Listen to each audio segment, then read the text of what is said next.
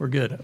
Okay, again, welcome to everybody. A couple reminders, please silence your cell phones and raise your hand if you have a question and wait for the mic to come to you, and try to limit yourself to one follow-up question. And please provide your name and affiliation when you are asking a question. A reminder that video recording on cell phones and cameras is prohibited. There's a plug-in in the back. No flash photography. Those of you joining on Zoom, raise your hand if you have a question, and we will do our best to get to you. Two quick introductions. We have our pool reporter for this weekend, Beth Harris from the AP here. So if you have any pool reporter issues, go to Beth. And also introduce to you the Darcy Couch, who is the Assistant Athletic Director for Sports Brands and Communications for USC. And with that, we will introduce our two student athletes. We have Juju Watkins and Talia von Olhoffen. So we'll start with questions from the audience. Josh, hold on for the mic.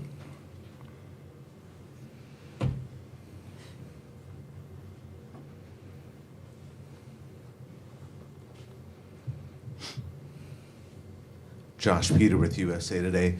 Juju, when's the last time you played without a bun, and how did this become tradition?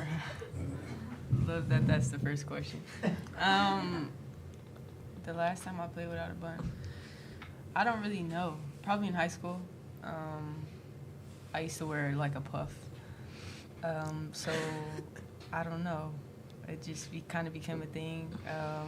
I started to realize that I played better with it, so I just started wearing it more.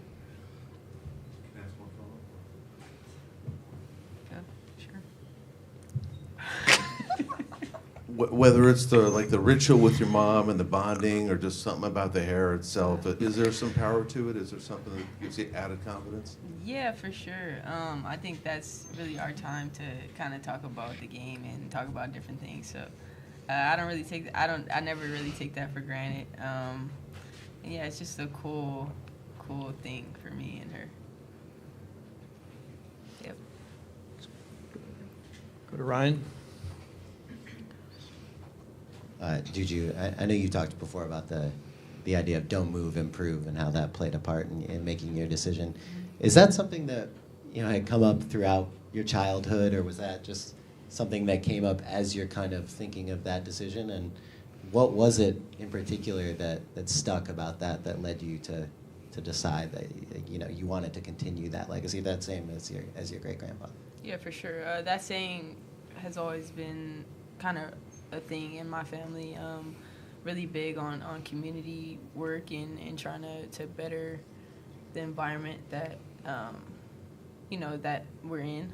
So that was always a thing for me growing up, and I think as I kind of came into my own and started to grow up a little more, I started to resonate even more with it. So definitely was a factor in my deciding process. But at the end of the day, I just follow my heart as well. So, is there any sort of pressure in that sense that when you are staying at home, you have people who know you, who count on you, who look up to you? Did you sense that pressure at all when you made the decision, or has that changed over the course of the time you've been here? No, I think it's just really been a blessing for me, just having my family and having people from my community come to our games. I think it means a lot. But yeah, definitely more a blessing than a curse. We'll go over here. Hey, Juju, it's been a big year for you, not only on the court but off the court. Your face is everywhere. We can't turn the TV on without seeing you. What does that mean to be such a big figure in this space when so many dollars are now being spent on women's sports? What does it mean for you to be one of the faces of that? I think it's really cool. Always in disbelief and super grateful for the opportunity. I think I wouldn't be in this position without the women that came before me and kind of paved the way for me. So I'm very grateful for that. And then I'm just having fun. I enjoy what I do. So really never taking anything for granted. Go in the middle here. CC with USC Trojans Wired and Let's Talk USC Women's Basketball on YouTube. Good morning. Talia, Juju. First of all, congratulations, Juju, on being nominated for Defensive Player of the Year, top 4. Thank you. Congratulations. And with that being said, your evolution defensively has come over the year. How do you feel about playing defense now as opposed to offense, being dominant on offense? And have you had to grow to love it, or do you not love it? I enjoy it sometimes. I think, it's a part of the game. I really try to be the best on both ends of the floor for my team. So however I could kind of get the momentum going in any way, definitely going to do that. So. Well, congratulations. Well deserved. Thank you. And Talia, for you, I see you all the time on Instagram incorporating Pilates in your workout routine.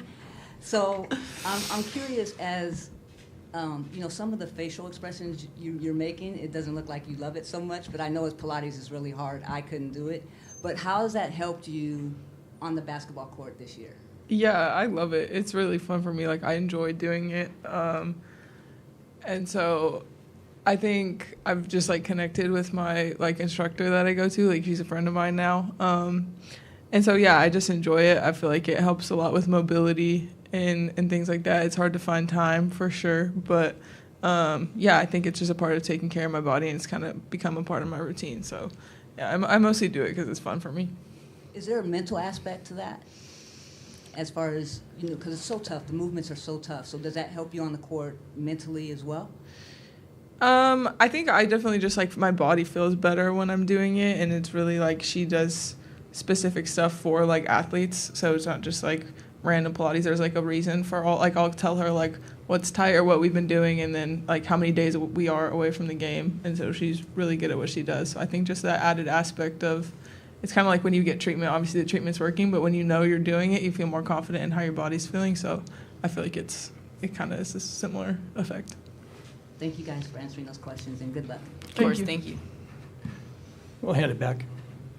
And remember, name and affiliation, please. Mike Howie, USCFootball.com. So both of you have a little bit of experience in the NCAA tournament. Talia, you've been in, you've participated in 4, and you've both reached the Elite 8. What is the mindset going into Game 1 versus going into those games leading up to trying to make a run going forward? Yeah, I've only participated in 2, but I think obviously having recently last year going to the Elite 8 and just what that group was able to do, I think one thing I took away was just, that team was picked to finish 11th in the Pac-12 before season, and we just kept getting better and better and better, and we were playing our best basketball in March, and obviously making that Elite 8 run. We were one of the top teams in the country, so I think just knowing that it's a accumulation of the whole season and just getting better and better. Obviously this team has had the talent, but it's going to be about playing our best basketball this time of the year, and I think we've been ramping up to that, played really well towards the end of the regular season, and so I think we're super confident going into it, and having people from 3 different teams with experience in the tournament and kind of blending our experience together and just having veterans out there that have been in certain situations, I think is going to help us. But yeah, we're definitely feeling confident and ready to play, our best basketball yet.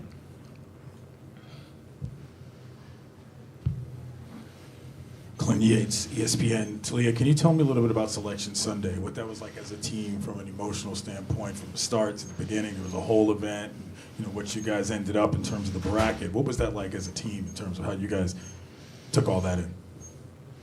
Yeah, I think it's super interesting experience, kind of knowing that you're going to be a 1 seed. I've never experienced that before. I think a lot of this team hasn't experienced, kind of being at the top of a lot of conversations all year. But I think there still is an aspect of it of, we want to be number 1. We're going for a national championship. So I think knowing that we were probably going to be a 1 seed is just, an interesting thing. I think we're all just ready to play. I don't think we were super impacted by the show, because no matter where they would have put us or who we'd be playing against, who's in our side, whatever, we're just ready to go out and win 6 games. So it was cool to have a lot of our fans there and have them supporting us. But, yeah, I think regardless of how it would have went, we're just ready to play. Juju, a lot of people hear from you about you. Do you have anything you want to tell folks about your teammates that you like most about playing with this unit of athletes? Yeah, I think everybody's different, and we all kind of bring something different to the table, which I really appreciate. And I think just all have a will to win. I think that's really important. And, every day people come in here ready to go, and it's something that pushes me to be better. And I can't, the sky's the limit for this team, for sure. Beth? Yeah, Beth Harris, AP. Juju, what's it going to be like? There's 2 top seeds in this town. There's going to be 2 arenas full of fans on each side of town. And what's that going to mean for women's basketball, do you think? Because it's kind of a unique situation. I think back east, Raleigh-Durham has a similar thing with a lot of women's basketball. But East Coast, West Coast, what's that going to mean for this city in particular? Yeah, it's really cool. I think, it's really good for California specifically. I think, I might be biased, but I think this is like one of the best basketball cities in the country. So yeah, it's really cool to be able to see 2 arenas here that are hosting, the biggest tournament of the year. Come up here to Ryan again. Talia, I was talking to Kennedy Smith's high school coach, and he kind of described her as having a killer instinct, really, from day one that he knew her. I guess I wonder, how have you seen that kind of come out in her as a freshman here? Yeah, I think she's just super competitive in everything that she does. And like you said, it's instinctual. She doesn't have to force it. It's just part of who she is, on the court, off the court. And I think she can be hard on herself sometimes, but she expects like greatness out of herself, and that's what makes her who she is and makes her so good. That competitive nature and spirit, and she definitely brings that to our team. And a lot of times, if we're in a lull or we need a run, like it's always her getting that steal or just applying a little bit more pressure. So that definitely impacts the team a lot. Hard on herself in what sense? I think just any mistakes, like she's just expects super high of herself. I think a lot of people on this team do. And so it's been cool to see her navigating that and just continuing to show up and get the best out of herself every day. Like she's able to get that from herself. Like nobody else needs to like challenge her, because she wants to, be the best and have the impact, and is just always competing. So it's something I definitely admire about her. Time for one more, if anybody. Nope. One last one. Ryan Carchelli, Times. Juju talked about the importance of Watts in your community. I guess I wonder, how do you feel now, looking back on your childhood, that Watts, having grown up where you did, shaped you? Yeah, definitely was very impactful in terms of like my upbringing, and I think the plan is to always kind of go back to my roots and always be grateful for where I would come from, because it's helped shape me in so many ways. So yeah, I think just as I continue to grow, just incorporating my city and everything that I do has been a goal of mine. How do you feel like you've done that already, or tried to incorporate Watts in what you do the last 2 years? Yeah, for sure. So every year I do like a holiday, give back sort of thing. We just hosted our second one, so continue to do that every year. And then, other things that I'm looking to do as well, but that's been the start so far. Great. Thank you both for coming in. Thank you. Yeah, thank you.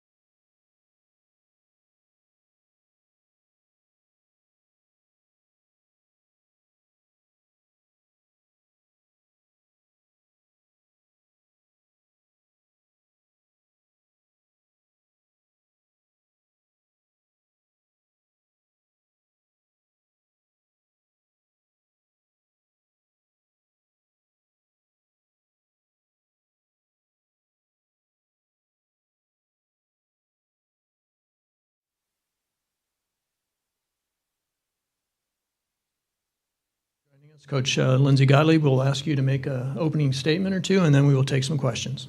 Sure. Happy March Madness to everyone. Really grateful to be playing in this tournament. Again, it's never lost on me what a neat opportunity it is. Specifically, to be playing in Galen for the first 2 rounds is really special. Our team's focused and ready to go, and we're looking forward to playing a really good UNCG team tomorrow, who's obviously been very hot and earned their way here. Questions? Sabrina Merchant, The Athletic. Hi, Lindsay. Hey. You had mentioned after the Big Ten tournament that you were really pleased with the way your team had responded to its previous losses. So I'm wondering what you've seen over the last couple weeks that mirrors that. Yeah, I mean, this is a little bit of a different circumstance because it's so long since we last played. So I think it's a mix between kind of conjuring up that feeling that we had that's not a good one to keep us motivated, but also resetting because March Madness is March Madness in a time for sort of your highest level no matter what. So I think we got a little bit of both going on, like the joy and excitement and the kind of focus of playing in March Madness, and a little bit of an edge because, you know, we're not happy with the way the most previous game ended, and it's been a mix of both. You're in the middle. CC USC Trojan Wire, and Let's Talk USC Women's Basketball on YouTube. Hi, Lindsay. Hi. Quick question. I asked Juju this morning about how she felt about making the final of the Naismith Defensive Player of the Year award. How do you guys feel as a coaching staff, and how have you viewed her development in defense over these last 2 years? Did she know? I'm not even sure. She was probably aware. She smiled. Yeah, so. yeah. She said she liked defense a little bit. Yeah. I mean, I think it's a testament to a couple things. First of all, I think it's a testament to our team's defense because I don't think anyone is on a national defense player of the year finalist if your team, you know, gives up a ton of points. So I think Coach B gets a ton of credit for really, orchestrating our defense, the rest of our coaching staff for their scouts, our team defense, which really works together. But Juju is just phenomenal on both ends of the floor. I think her growth and leap this year she's always had just incredible instincts, her quickness of hands and deflections, her shot blocking. But I think, you know, sophomore year, you know what's going on a little bit more even. So now you add the scouting report to your athleticism and your understanding, and she's really, you know, a menace and a phenomenon on that end of the floor too. And I think it goes together in conjunction with our team of feeling like, you know, we have weapons on that end of the floor as well as on the offensive end. So I'm really proud of her for that recognition. And just as a follow-up, going into the tournament, I think that you guys are not getting the respect you deserve for your defensive play on that end of the court. Are you emphasizing that more in the tournament to really show how good you guys are defensively, or what are you emphasizing in the tournament? I mean, I don't care what anyone thinks, really, at this point. I mean, it's about just getting wins, you know, and and quite honestly, right, you know, I'm sure there's people who think we're good and people who think we're not good or value this or that, like that, it really doesn't impact anything. I think we're just trying to get the team ready to handle anything that comes in March and April. And when you can really defend well, it's going to be a huge factor in March games. And I think we have emphasized that all year. We do think it's part of our calling card that when we're playing other really good teams and other really good players, that they shouldn't get things as easily against us that they do against other teams. Like that's what being part of a winning team is. And so we've emphasized that before we knew who we were playing, when we were just working on us. We've emphasized that since we know who we're playing, and you add a scout, but that's always been part of, you know, our identity this year. Let's go to Josh here. We'll come around.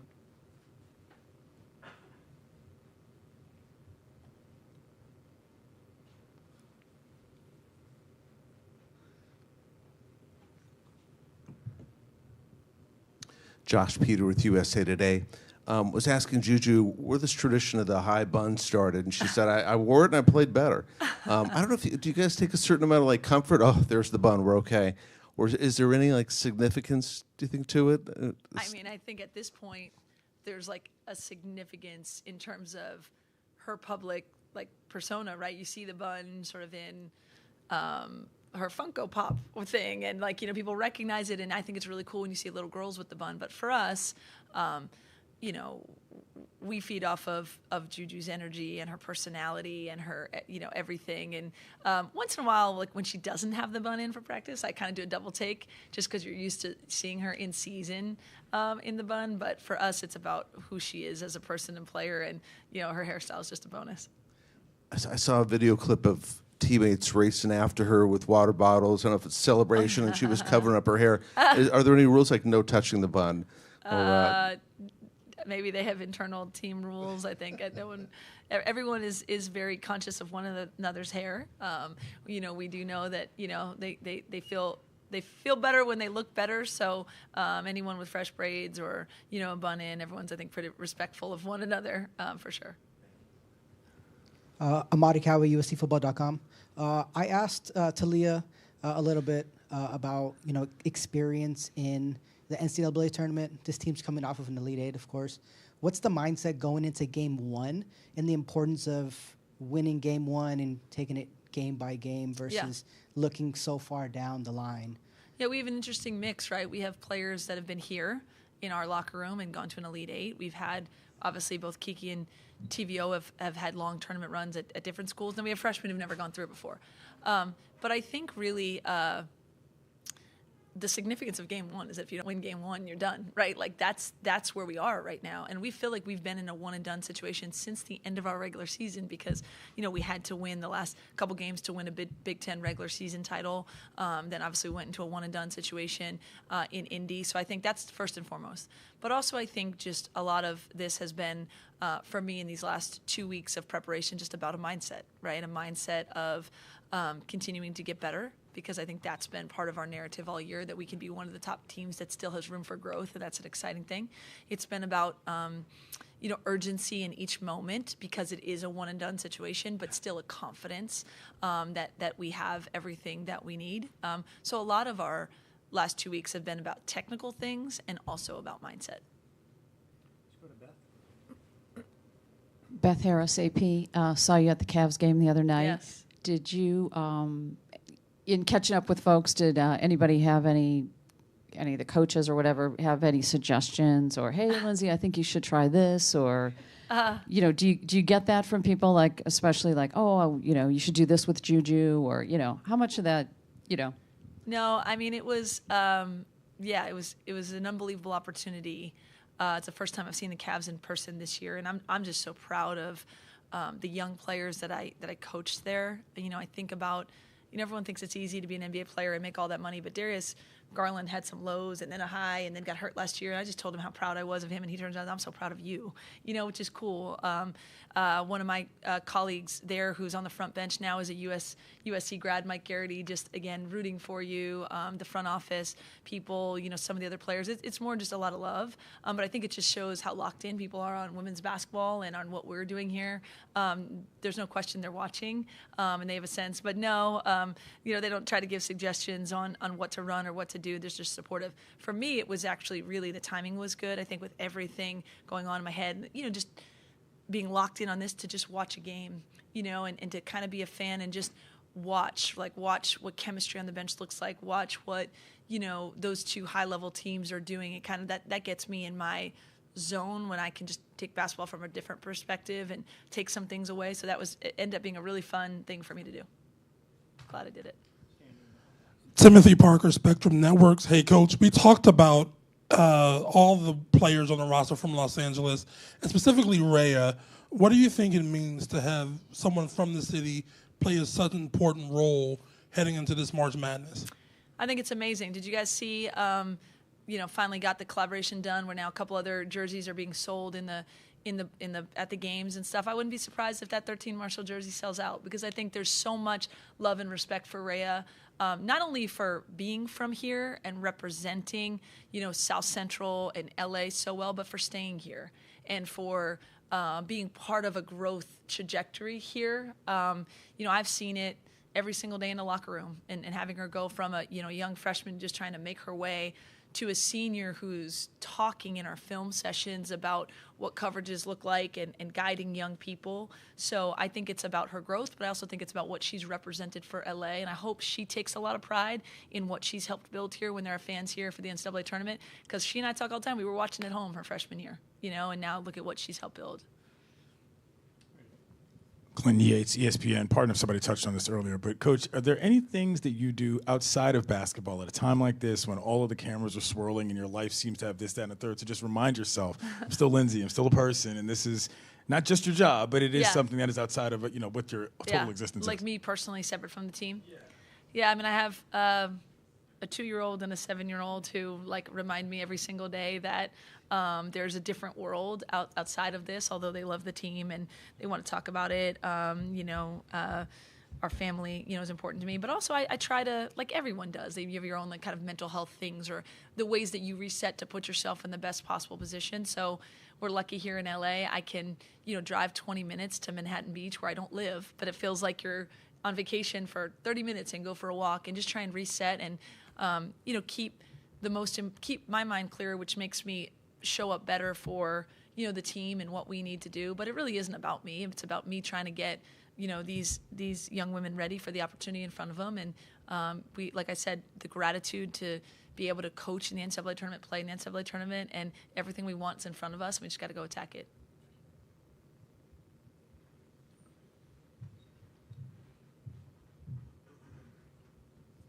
Amari Cowie, USCfootball.com.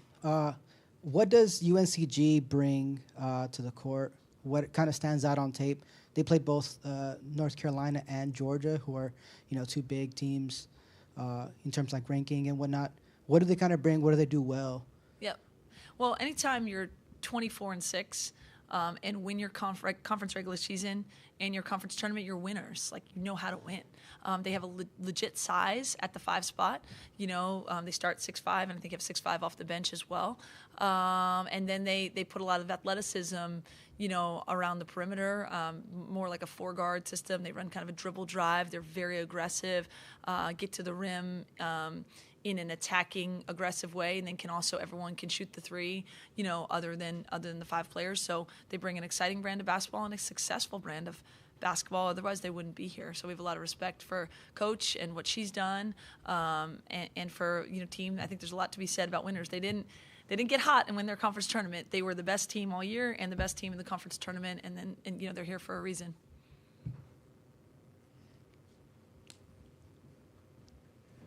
We'll go here to Ryan. Ryan Garcia, LA Times. Lindsay, Kennedy has filled such an important role, it seemed like this year, just as a freshman. When did you first kind of notice her and what makes her special, and how have you kind of seen her step into, from playing a lead scoring role throughout high school, to step into a role where she's doing that less? When did I notice her, in the recruiting process? Yep. I actually vividly remember a conversation. So shout out to Albert Kinnebrew, who ran the Cal Sparks club program for a long time, and actually he's dealing with a battle right now against cancer, and he is just a good human above all else. And I'm going long with this because shout out to Albert, we all love you and respect the heck out of you, but I bring his name up because when I went to the NBA, I really no longer needed any of the numbers in my phone that were contacts from AAU and club from a business standpoint, right? I didn't.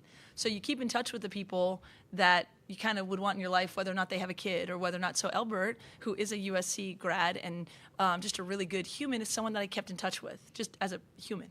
So then I get the job, and I vividly remember sitting outside my house, and I was new to the job, and he said, "I got one for you. I got a young kid. Keep an eye on Kennedy Smith." And I said, okay. I remember that conversation, and then that's what started us recruiting her.